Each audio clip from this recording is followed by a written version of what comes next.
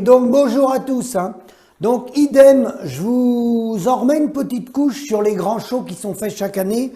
Je m'adresse au grand public où tout le monde croit, les journalistes et tout le monde croit que le problème il se résume à la grande distribution. Pareil, je vous mets en pièces jointes. Donc nos forces, nos freins, nos chiffres clés. Je vous parle de l'agroalimentaire. Ce qu'achètent les produits dans les exploitations. Parce que nous, c'est à l'agroalimentaire qu'on a affaire, on n'a pas affaire à Michel-Édouard Leclerc.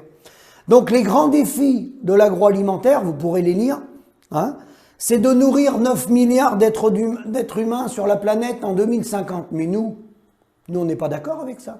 Nous, la France, on n'a pas vocation à nourrir 9 milliards d'habitants sur la planète. Les autres pays, ils vont s'autosuffire via leur agriculture. On n'a pas vocation à balader des marchandises sur toute la planète.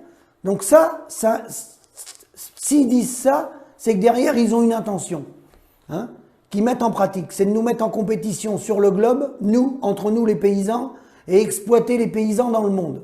D'ailleurs, je vous rappelle que dans la pauvreté au niveau du monde, 85% sont des paysans touchés par la pauvreté.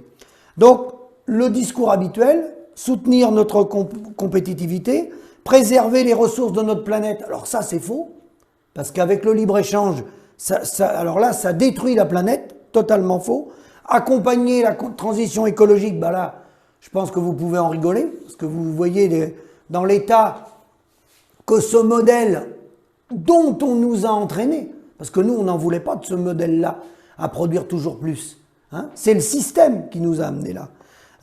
Notre savoir-faire, notre culture alimentaire. Donc c'est la pub là, que je vous cite, du réseau agroalimentaire. Donc les forces de l'agroalimentaire, puisque les gens du syndicat, Madame Lambert nous dit que l'agroalimentaire, non, elle est en grande difficulté, l'agroalimentaire. Donc j'ai eu l'occasion de vous mettre plein de fois les liens. C'est vrai que Jean-Paul Bigard est en faillite, le groupe Bigard, Lactalis aussi, le groupe Bell aussi et toutes nos coopératives. Je pense que vous avez dû le voir sur le journal, qui sont tous en faillite. C'est l'inverse, ils font partie des 500 plus grandes fortunes de France. Mais comme par hasard, l'argent est volatilisé. Alors ensuite, en quelques chiffres, en gros, il y a pratiquement 18 000 entreprises de l'agroalimentaire en France. Parce que c'est beaucoup de petites PME, mais en fait, ça appartient à quelques groupes. C'est une situation de monopole. Il y a une situation de monopole de l'agroalimentaire encore plus ou autant que la grande distribution. Et au niveau mondial, il faut savoir que l'agroalimentaire pèse beaucoup plus que la grande distribution. Ça, faut le savoir. Donc nous, notre acheteur, c'est l'agroalimentaire. Une précision très importante pour vous, messieurs les consommateurs, c'est notre acheteur qui fait la facture. C'est-à-dire que nous, on n'a pas de carnet de facture. C'est l'agroalimentaire coopérative ou privé qui fixe le prix du lait, des lapins, de la viande bovine, des poulets, des canards, etc., etc. Donc c'est vrai que c'est une situation confortable. Imaginez-vous, quand c'est l'acheteur qui fait la facture, le crayon, il n'est pas très lourd. Il va pas se tirer une balle dans le pied. Donc voilà donc de quoi on parle.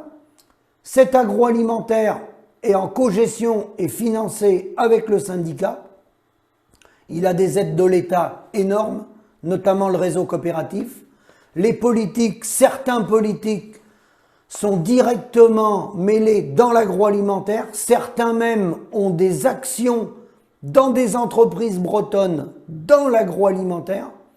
Donc c'est la raison pour laquelle on est des esclaves de ce modèle-là, qui a grossi, qui a produit beaucoup de produits agricoles, globalement de bonne qualité. On a répondu à la demande en qualité et en quantité, je dirais en quantité beaucoup trop, parce qu'ils nous ont fait produire.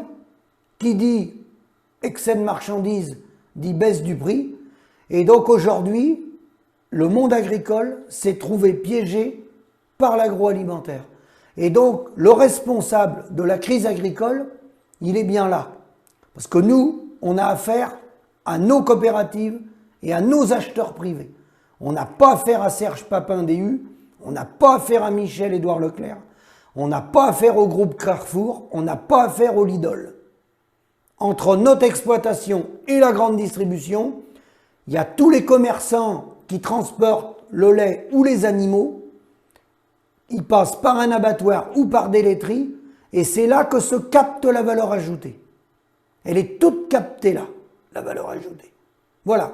Donc c'est important à savoir, quand vous voyez des bambins manifester dans les grandes surfaces, ils sont en message codé pour faire diversion, pour pas qu'on revienne à la source, parce que la source, elle est là. Simplement, eux, ils sont rentrés dans les conseils d'administration et les bureaux des coopératives.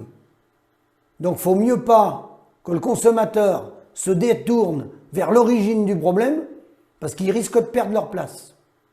Je vous dis à bientôt.